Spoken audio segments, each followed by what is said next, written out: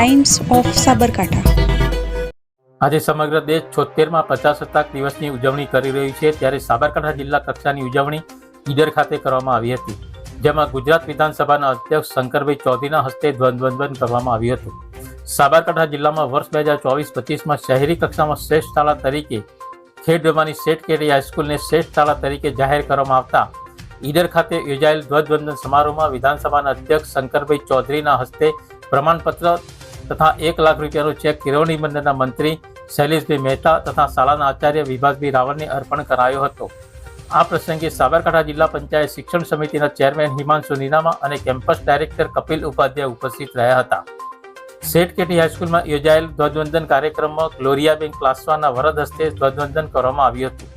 શાળામાં વિવિધ સ્પર્ધાઓમાં મેળવેલી સિદ્ધિઓમાં વિદ્યાર્થીઓને ઇનામ વિતરણ સંસ્થાના કારોબારી સભ્ય રામભાઈ પટેલ તથા પંકજભાઈ ત્રિવેદીના વરદ હસ્તે આપવામાં આવ્યા હતા। આ સાથે ખેડબ્રહ્મા નગરપાલિકા તથા બ્રહ્માજી ચોકમાં ઓફિસ સુપ્રિન્ટેન્ડન્ટ વિરેન્દ્રસિંહ પરમારના હસ્તે ધ્વજવંદન કરવામાં આવ્યું હતું।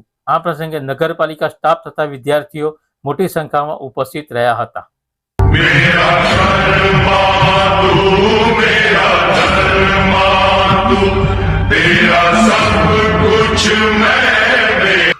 Bureau report, times of Sabarkantha.